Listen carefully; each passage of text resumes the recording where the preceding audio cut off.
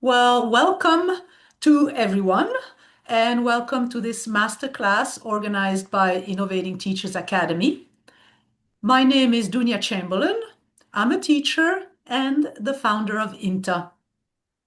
INTA was born from a simple question or simple idea. Teachers thrive when they are connected, when they are supported, and when they are inspired by one another. At INTA, on our platform, we offer a caring and inspiring community of educators.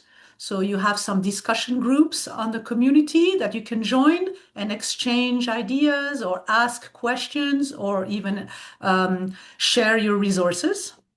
We offer some training sessions by teachers and for teachers focused on real classroom challenges. We also have ready-to-use resources to enrich your lessons.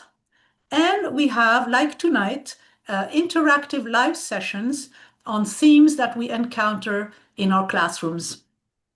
So if you haven't had a chance to do so, go on our platform and you can see everything that we're offering to you. I won't take any more of your time.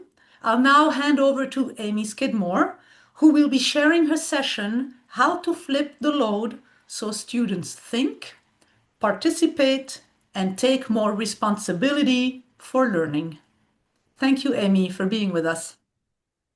Thank you, Dunya, and to the INTA community. It is really my privilege to be here sharing my passion, all my work with you. So welcome, everyone. I'm really glad you're here. If you're just joining, close your tabs. Some of you are running in from teaching all day, and bring yourself here for this hour of just a thought sanctuary, a place where you can do your best thinking about your classroom practice, about your instruction.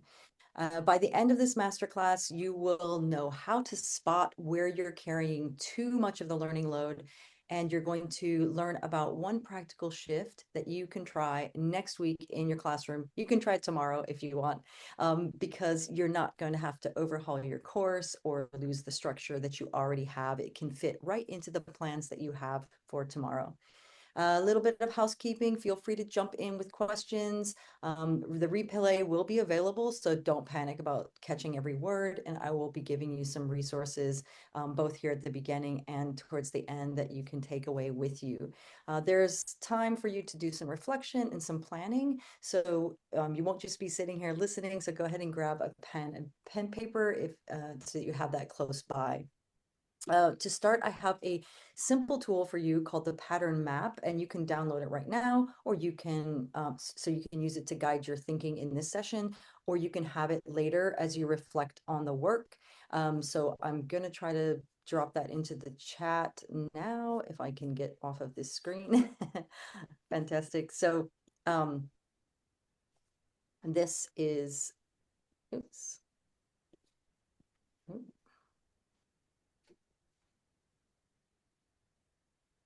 Struggling to see. Okay, here we go. And putting that into my chat.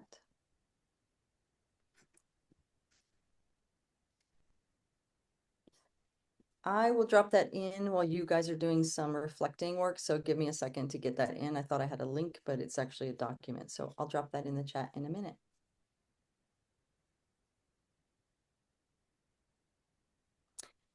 This masterclass is dedicated to my former student, Peter, for whom this approach made all the difference. That's a picture of us at his graduation. And when I do my work, I always keep in mind a certain student, someone who inspires me to be better, to do better, to change my practice, to make sure that they have every opportunity for success. So if you're coming here this evening with a certain student in mind, this could be someone who challenges you, someone who really needs what you have to offer. You can drop their name or just an emoji to represent them into the chat.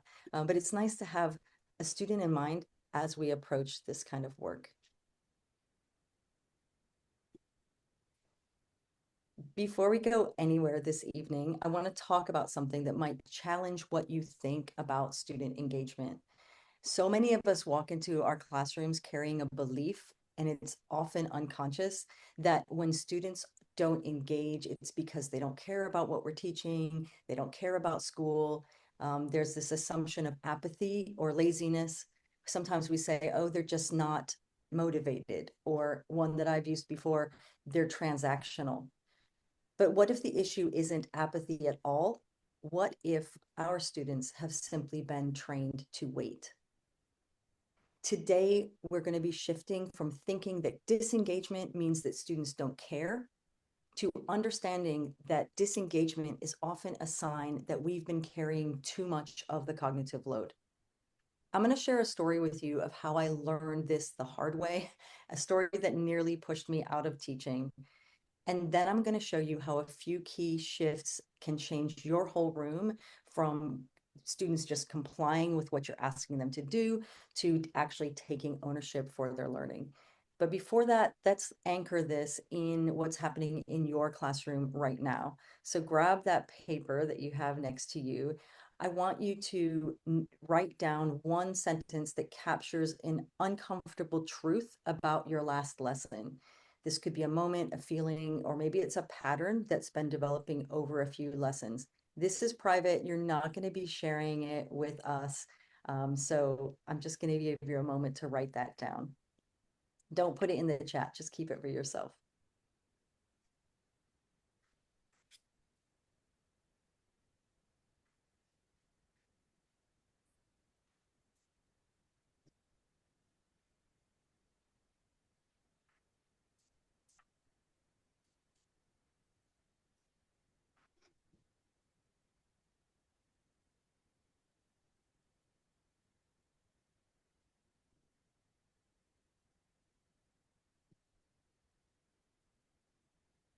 Okay, let's hold those sentences quietly to ourselves. Just put it to the side because they're going to matter a little bit later with the work that we're going to do. And I'm going to share with you my uncomfortable truth. Let me come off of my sharing so that you can actually see my face as I'm talking to you about this really, personal thing for me, really challenging time in my practice. Let's see if I've got this tech right. Nice to see everybody's face. Salut, Pierre. Nice to see you. I see some familiar faces here. Wonderful. Welcome. Okay.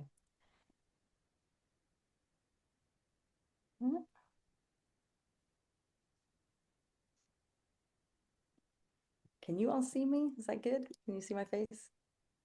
I can see you, and it's important that I see your faces when I'm telling you this because I think you'll feel yourself in this story. Thanks, Naveen. Feel free again, just pop off of mute if you want to ask a question or put a question in the chat, and Dunya will pass those over to me. Um, I was the teacher who did everything. When my students were writing a poetry analysis essay, I would walk them through every single step. I modeled the paragraphs. We did thesis statements together, brainstorming all of it. We drafted in class. We peer reviewed. I did all the stuff you're supposed to do to help your students through. I filmed extra videos of tutorials. I put them onto our learning management system, like scaffolding. The support was amazing. And I did it because I wanted to support them. I wanted them to succeed and feel prepared. And I thought that was, if I just gave them enough support and feedback, they would step in and engage. But that's not really what actually happened. When they would come in to write their kind of summative essay, I would start the class by reminding them of the steps. I would, say, yes, you can do it, be encouraging. And I'd get them started and I'd be like, okay, off you go ahead and write what you need to do. And then they would sit and they would wait and they kind of look around and some of them would get started. And then hands would go up, starting to ask questions. And you know what happens if you answer one question during a quiet work session, it's over. It spreads like wildfire, and all of a sudden everyone's asking questions. And that's exactly what happened. I spent the whole class popping around answering questions like, is this for a grade? What do I have to write? Can you just check, just see if this is the right thing I'm supposed to, is this right? Is this right? Can you tell me if it's good? And by the end of that, I was exhausted. they were no closer to doing things on their own. I felt like I was dragging that whole class up a hill.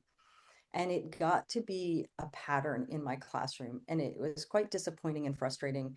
I would go across to my co-teacher's door, my friend's colleague, Sophie, and I'd stand there with my coffee cup and I'd be like, oh, rolling my eyes. I'd be like, why are my students so useless? Why can't they do anything without me? They're so bone idle. I give them everything and they do nothing, and they don't do anything unless it's for a grade. And underneath those kind of snarky comments and jokes was actually a feeling of irritation, of disappointment and resentment. um, After a while, I realized that those kind of complaints were on repeat. I would tell them in the class, in the hallways, to my colleagues, in the staff room, in meetings. My family had to hear all about these, what I was saying about my students, and it became the only story that I was telling. And there's a kind of shame in that, because I did not like the teacher I was becoming. I was tired. The joy was gone out of my teaching. I even considered leaving the profession. Um, and that's when I knew something really had to change, or I was going to have to find something else to do. So I got to work. I got some coaching myself. I did a little bit of therapy. I read a bunch of books, talked to mentors. I really wanted to know, why were my students like this? And how am I going to fix them? And after all of some self-study, I realized something really uncomfortable, and I had to face that hard truth. The only variable in this whole thing that I truly controlled was me, my choices, how much space I left in my classroom, and what I taught my students to do in that space. And I had never actually asked them what was going on, and I hadn't questioned my own part in this whole pattern. And that's when a new question started to nag at me. What if the problem wasn't lazy students, or kids these days, or social media, or AI, or whatever the current boogeyman is in our classrooms? What if the problem is the way I'm holding the room and carrying the work? And that is an idea that I've been chasing ever since, in my own classroom and now in the rooms of the teachers I work with. And it is the heartbeat of what we're going to explore in this session. So let me share with you what I discovered through that exploration. If this sounds familiar to you, if this story, if this feeling that you're having about your students sounds familiar, you can drop a little emoji in the chat. Okay. Let me see. Share.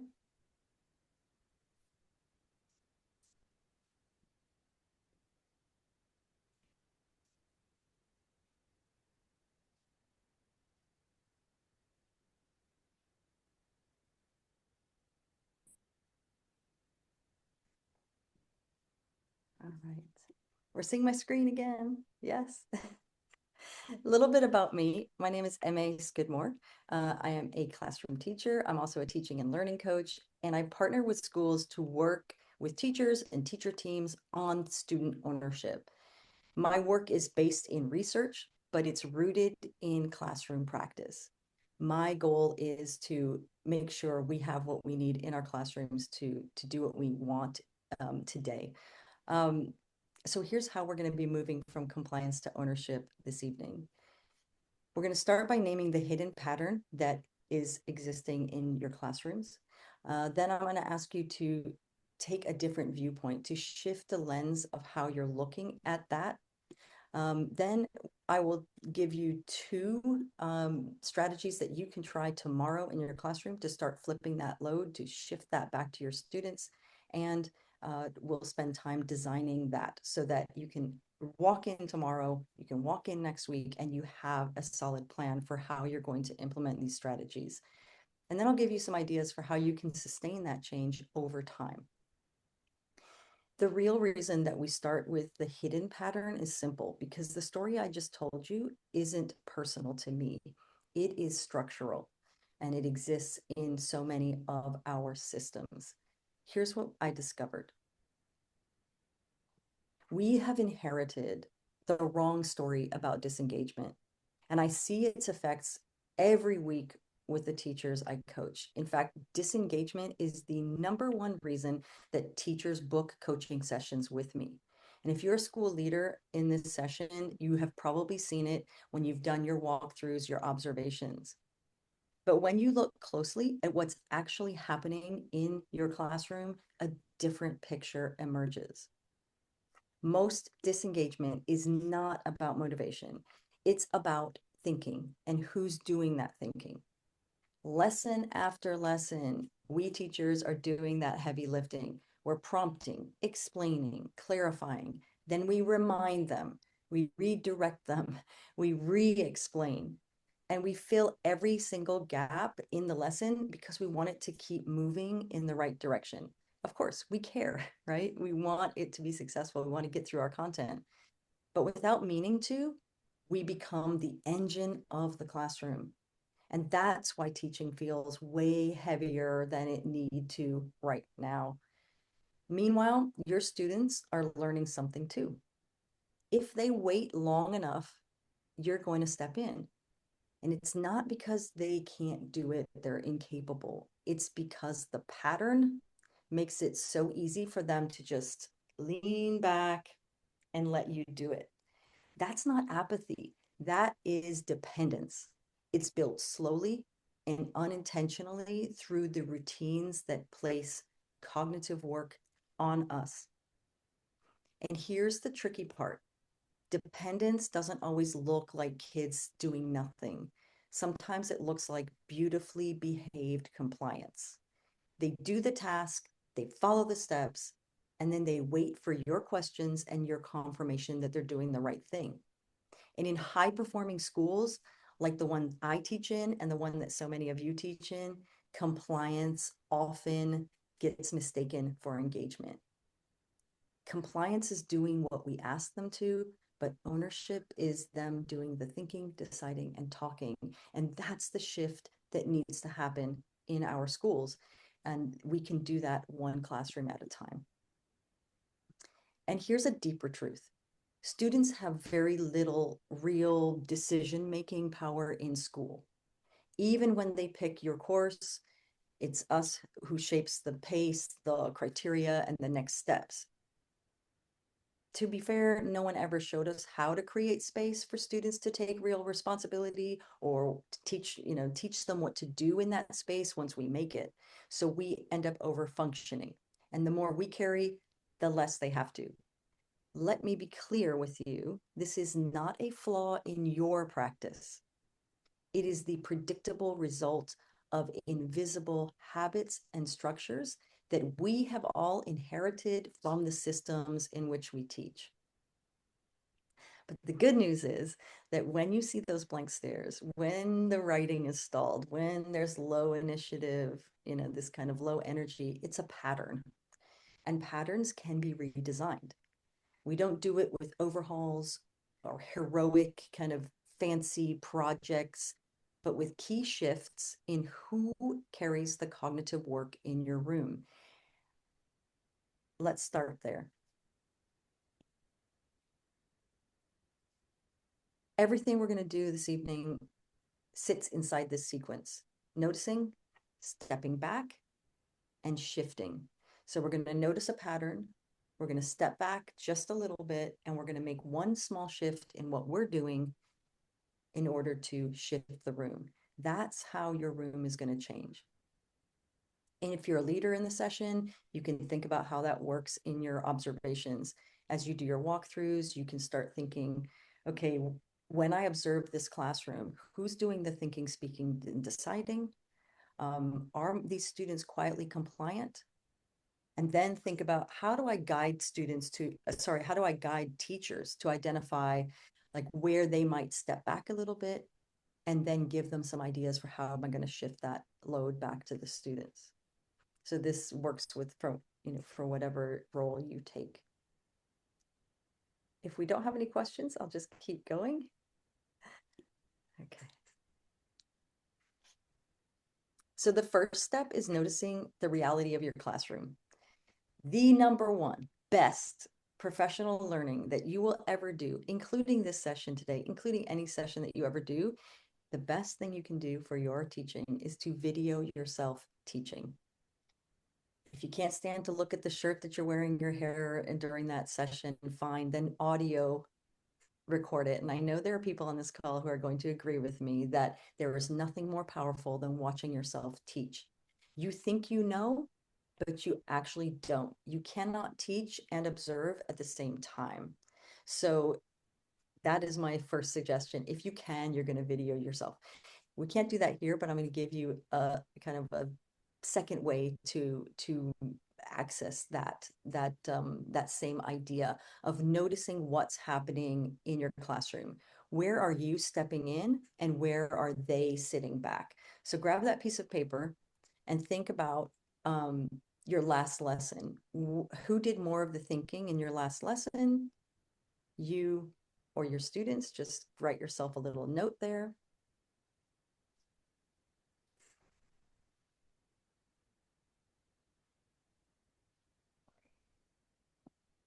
Okay. And then I'd love for people to come off mute after they've reflected on this next question. What did that look like in your classroom? How did that feel? Like what was going on and how did you feel about that?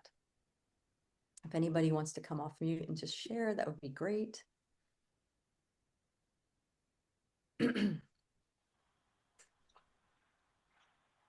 Hello. Hi. Hi. Hi, Joe. Hang on. Hi.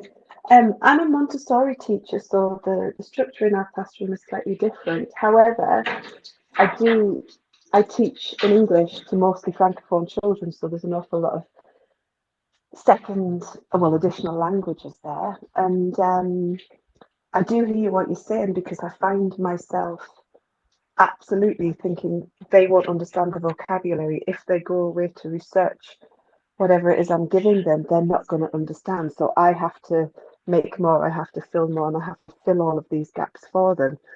And yeah, so I'm just reflecting back on how I can implement that. Mm-hmm. And also, Can they're you supposed can you to. answer Sorry? another question? Can you answer another question for me, Joe? When you notice that happening, how Yes, does it make you feel? stressed. Yeah. Okay. Honestly, Stress. stressed. It, I can often feel quite overwhelmed actually just by how much I have to teach them in a Mm, language that they don't understand. mm. Um, Yeah, so and instead stressed and of overwhelmed. And if people want to add to that in the chat, feel free. For me, sometimes it feels like pressure, like I need to keep moving. I can't stop. Even though I know that they're not doing it, I feel like if I don't keep pushing through, I'm gonna not get to where I need to in this lesson. And I believe that even though we can't accurately see ourselves in the moment, we do have those feelings. And unfortunately, we've trained ourselves over time to ignore those feelings because we need to get to the end of the lesson because you feel that pressure and or you think there's a lot of reasons for it, but we ignore it because we have to get through and we are in charge. And sometimes we feel like, well, if I don't do it, if I don't push them through, the whole place is going to fall apart. Like they're going to just dissolve and it's going to be a disaster. I'm asking you to reconnect with those feelings because those are clues and signals that you can use to guide your way forward on the fly without having to go back and look at a videotape, right? So it's important to understand that feeling of overwhelm, of pressure, of feeling panicked to get that. When you're feeling that, that's the moment that you can stop and do something different. And that is something that I think we need to be more in tune with. We know, we can feel it when the class is running on our energy. Sometimes, as you were saying, Joe, we just don't know how to get out of that in the moment, right? I spend time here on noticing because without this step, you can't do anything. You cannot redesign a pattern that you haven't noticed. So really important that you notice first when your students are doing, less than you are. So that's the first step. Now that you've noticed that pattern, let's look at where you might step back just a little bit. So thinking about moments in your classroom, go back to that uncomfortable truth that you wrote down at the beginning, or go back to, what Joe's reflecting on as you think about that moment in your classroom. Where could I step back just a little bit? And what signals tell me that students might be able to carry more? So I want you to write that down. I'll give you a little help on the signals. These are the signals that show up in my room, but also the rooms of the teachers that I coach. And you can use this, oops, you can use this to kind of guide your thinking. Where can I step back? And what signals are students giving me that they might be able to carry more? Go ahead and take some time to write that down.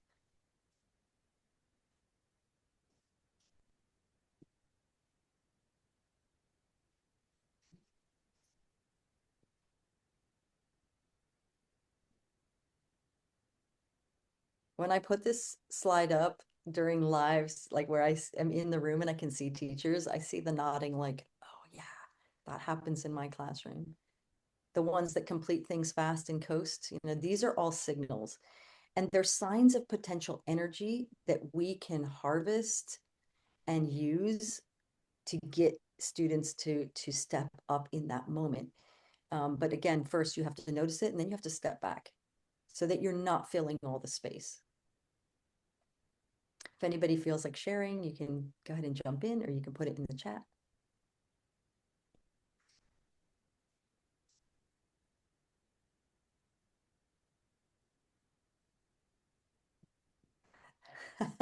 Pierre, I'm just looking at your at your comment about observing and teaching. Yep. Okay. So I want you to paying attention to these moments, right? Because you can use these, as I said, to as a signal that yes, your students are ready. They're giving us signals all the time. We just don't always read them because we're in the moment. We're not looking for those moments, and we kind of rush through them. So that's the second kind of part. Notice, step back. And then the last one is shift. So now that you've made space in your room, you've seen a moment that is ripe for you to do something different in there.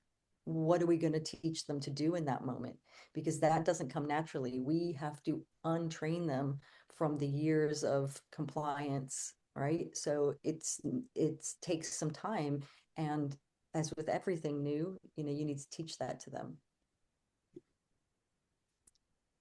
2 moves to flip the load. I'm going to show you that now.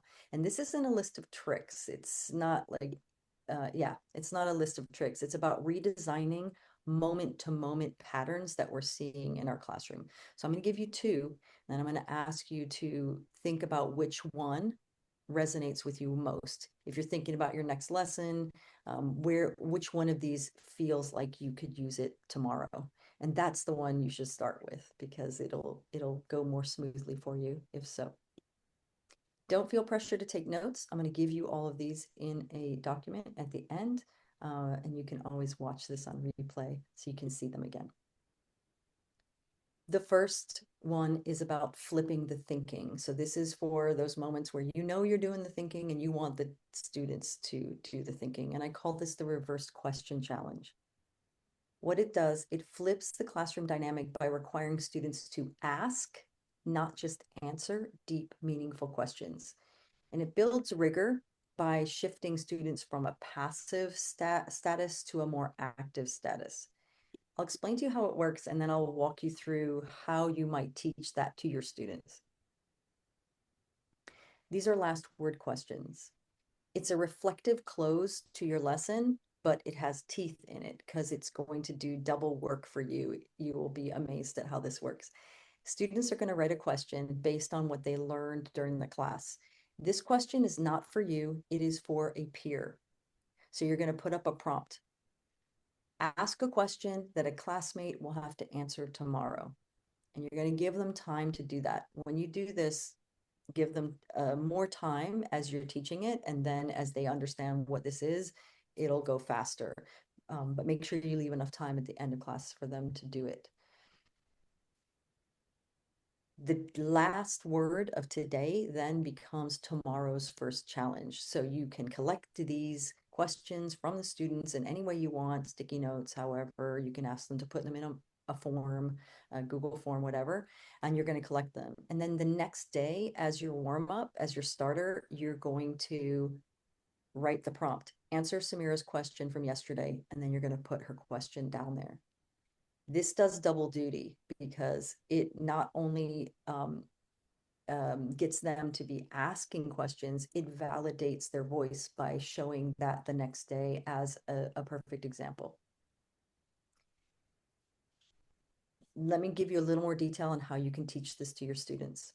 You want to tell your students directly, like direct instruct this to them. You are going to ask a question that someone else will have to answer tomorrow. I don't want it to be a recall question. I don't want a what page are we on question. You need to have a question that makes someone think. So give them a model, start small and just say, here's what I mean by that. And then show them a question like this one. Which part of this is easiest to mess up and why? Like if you're doing equations or multiple step process. Another one is like, why did the character act like that when they could have done something else? What part of this lesson do you still not get? These are the type of questions, right? So you will model it for them at first. You can also give students a thinking move. So prompt them with things like ask about a mistake, ask about something really important, um, ask about something that could start an argument with someone else. So you can give them these ideas for, what are the kind of questions that we're looking for. You can even provide them with stems for those students who really struggle to think in this deep way, because this is not easy thinking for them, right? It's higher order. So give them something like, how come? How come? And then let them fill in the blank on that.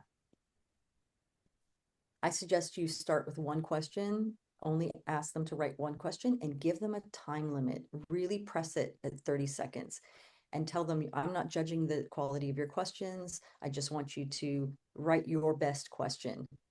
And then, you can, as they get better at it, those questions will become better. And as you use them the next day as the warm up, they're going to see examples of good questions and it will start to sink in.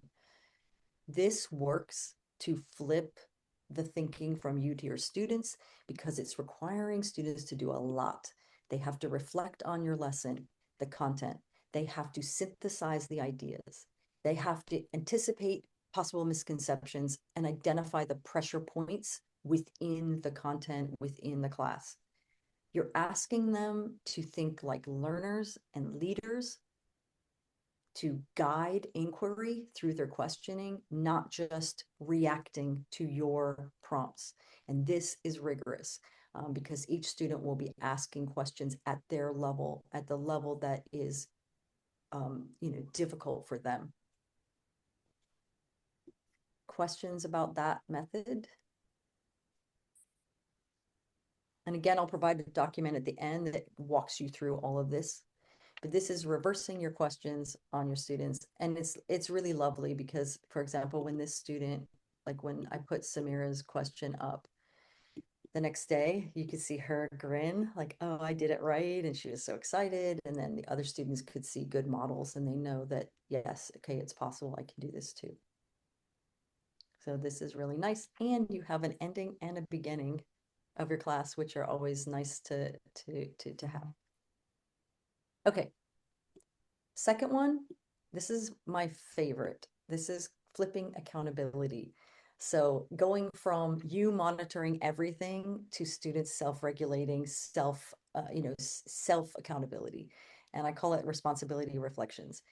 This came out of something in my classroom that I thought if I didn't check everything, they're not going to do the work.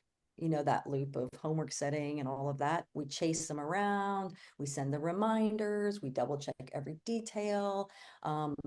And as Pierre can confirm, on our learning management system, we even have calendars in there. So we have to put in all the things for the kids. So we do all of it.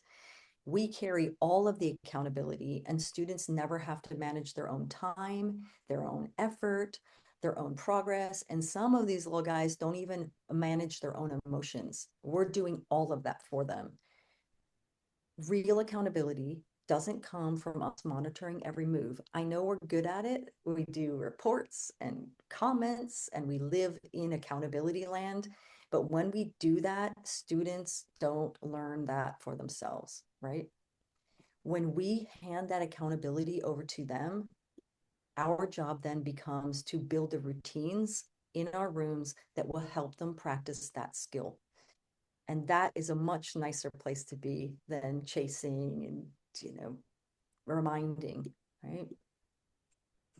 This is called a responsibility reflection. It happens at the end of class.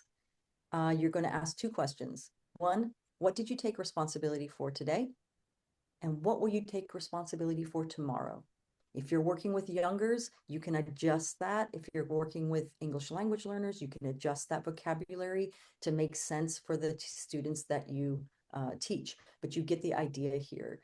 You can ask them generally, like these two here, or you can make it specific. What did you take responsibility for in the content? Or maybe they were doing group work. So you might center that around collaboration. Or what did you take responsibility for in your own focus or your own time management? This is really nice for those students who maybe are on a behavior contract. They can reflect on how they did on that. It doesn't matter what you have them reflect on. What matters is the habit of self-checking without you having to chase them. This builds their awareness about their own choices, about their own actions, and it reinforces the habit of taking ownership for their learning. The power of this routine is in keeping it consistent, the habit of doing it. Don't do it every class, do it once a week maximum. Otherwise, your students get tired of it and they feel it feels like forced metacognition in a way. And that's not always, that's not where we want them to be. I do this with the form. Um, Other teachers have told me that they prefer to have students write it in the back of their notebook so that they have it. I like the form because I'm nosy and I want to know what they're writing, and then I can also talk to them about it the next day. I'll show you what this looks like. This is what started to show up after, I would say, a couple of times of me doing that. And I gave them these questions on a Microsoft form, and then they just answered it. So you can see here, this one here on the left, this is Alex. Yeah, that's Alex. He wrote, today I took responsibility for making my own twist in interpreting a poem and trusting it. Typically, I end up trusting someone else's ideas, AI, because I think I've talked to him about this before.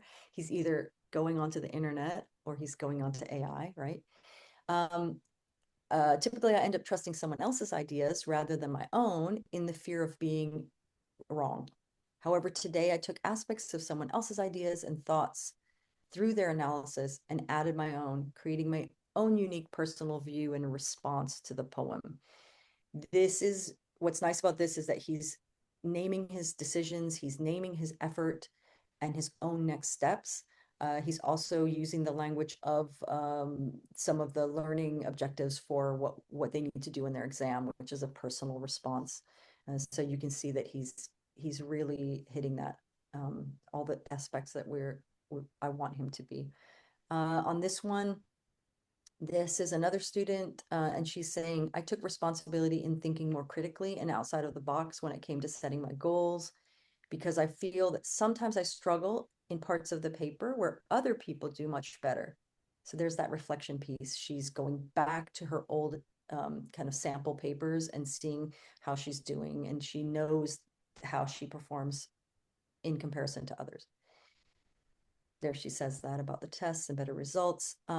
A way I plan to improve homework set is to be more open with the teacher and ask where I made the mistake or what I did wrong. When I read these, I was like, wow, these kids get it. They can do this. they do understand themselves in a way that would take me forever to give that kind of feedback to a student. And I don't need to because they can do it themselves. And these are IG ones. So these are like 13-year-olds, 14-year-olds.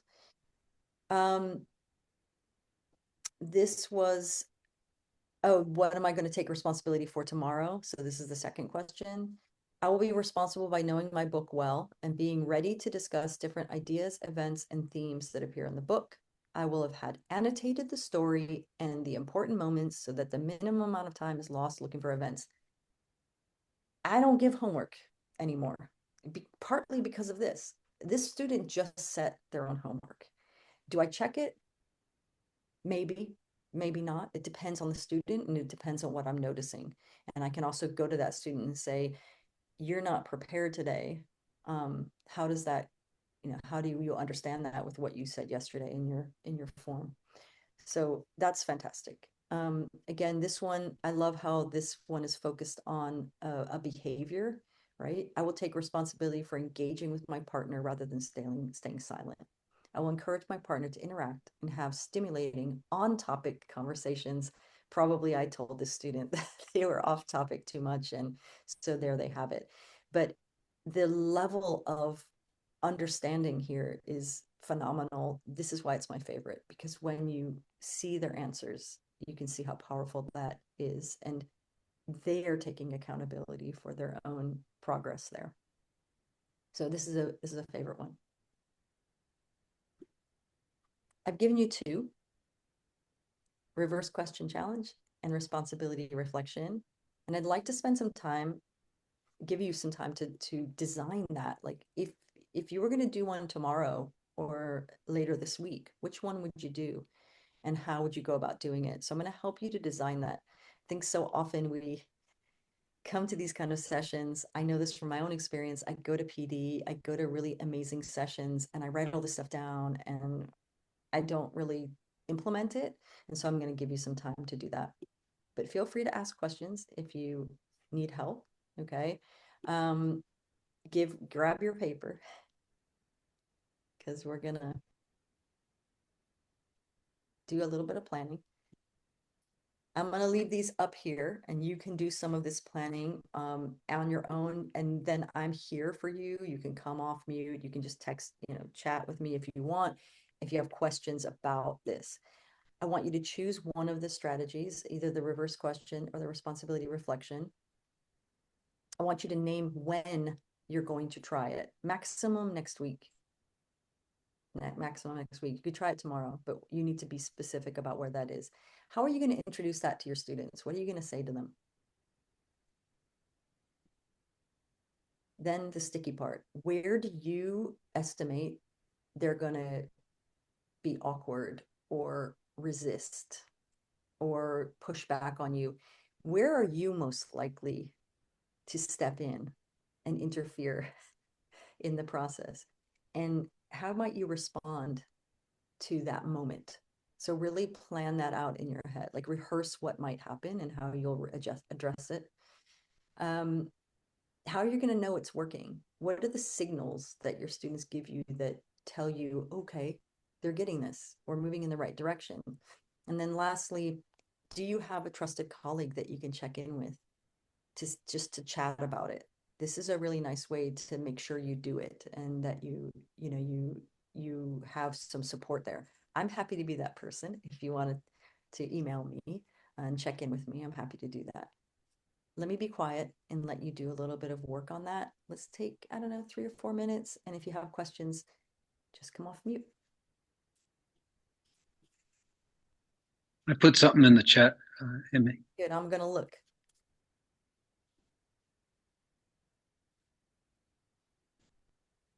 Oh no, poor Stacy. Okay, I haven't found it. Yeah.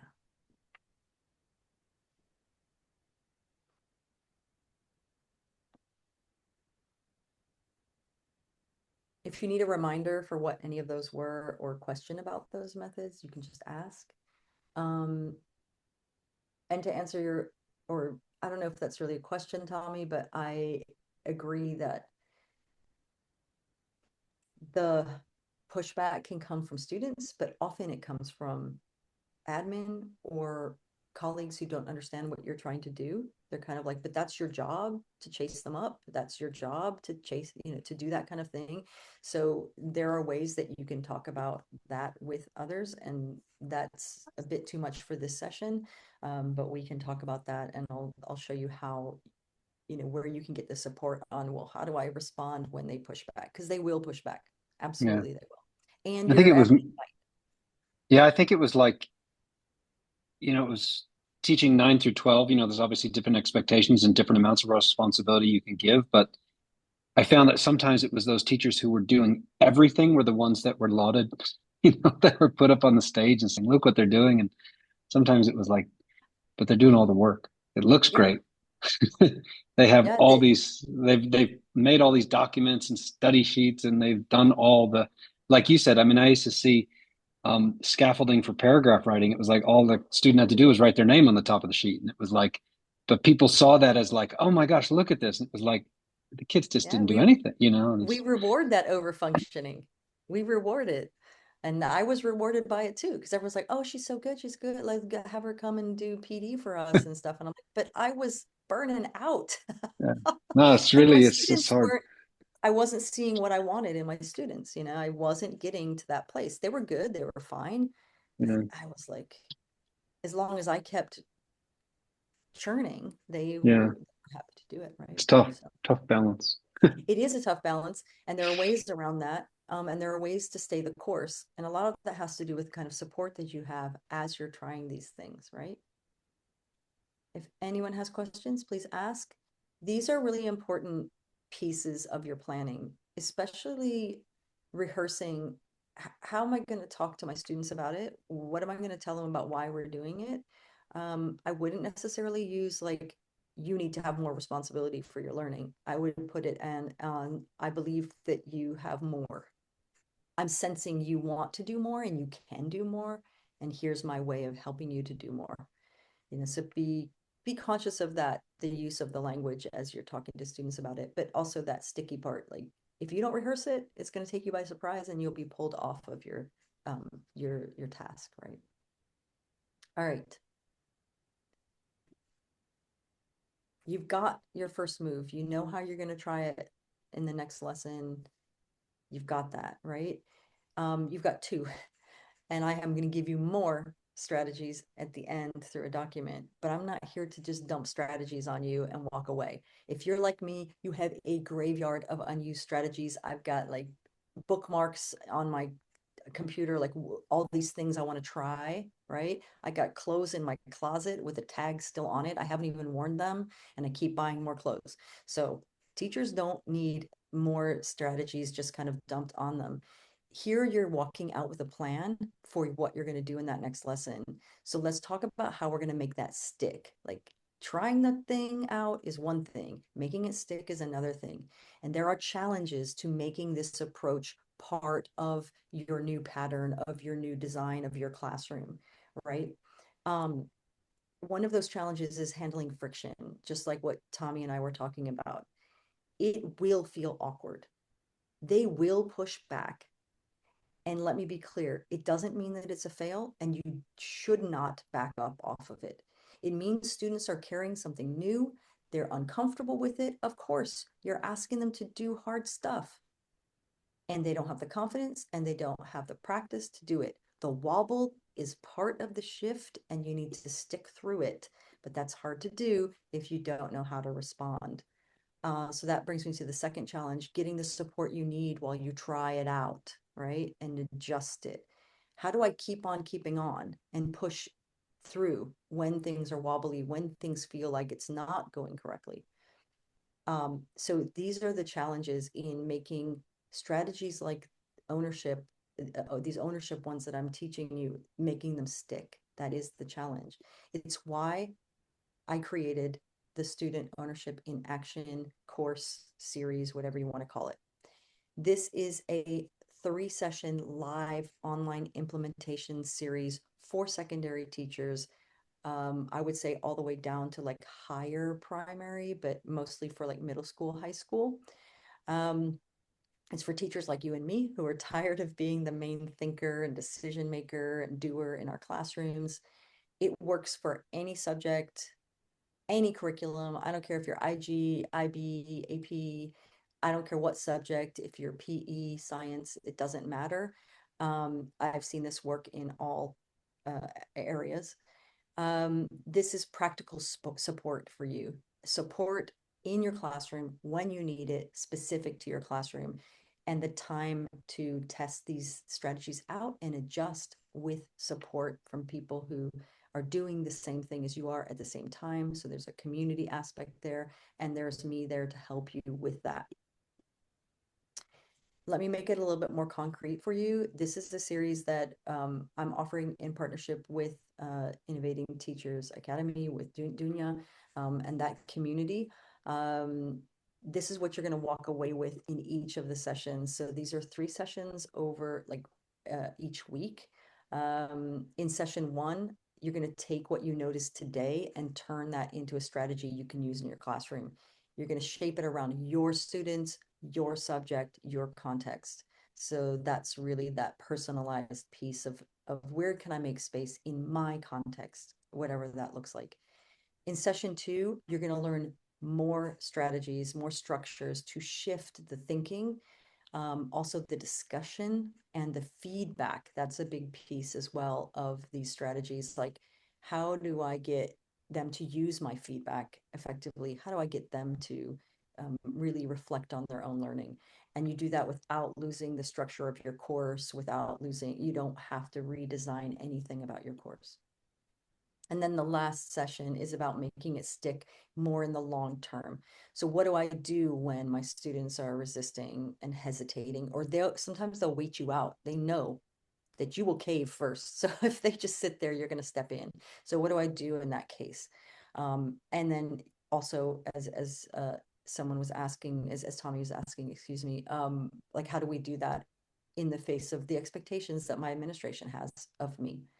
So you'll leave with a realistic plan, not just for how to build that ownership in your teaching today, but into the future. So this is kind of teaching you how to think in this way. It's not more ideas, it's supported path from seeing the pattern, stepping back in strategic areas, and teaching students what to do, like how to step in there. This current offering is running on May 6th, 13th, and 20th. You can get a certificate of completion.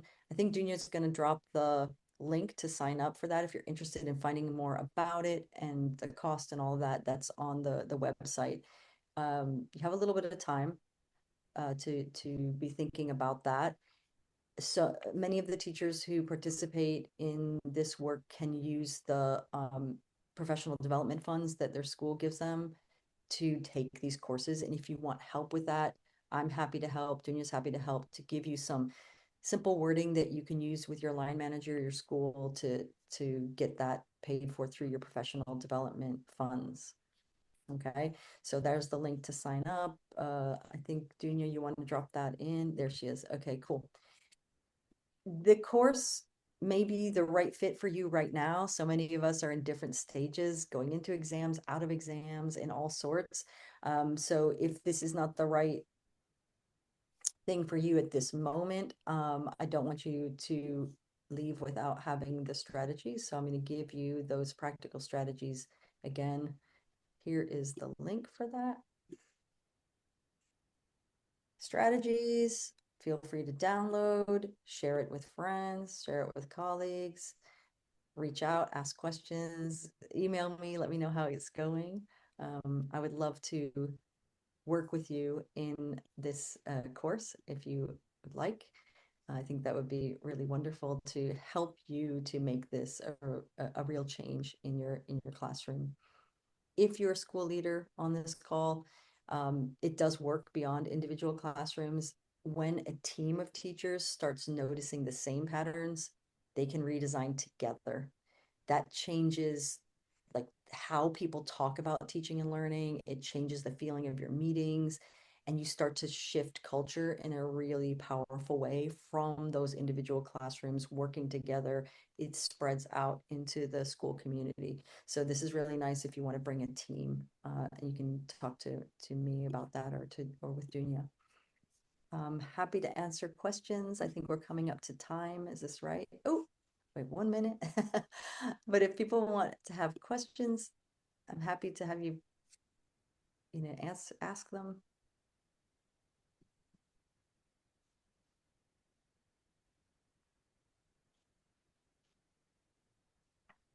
No questions, but just to No say thank you questions. very much. Thank you, Ree. Thank you, Marjorie. I have If you, put the link to the course in the chat. perfect. I will also send you the link by email and a link to the recording, so you can rewatch this.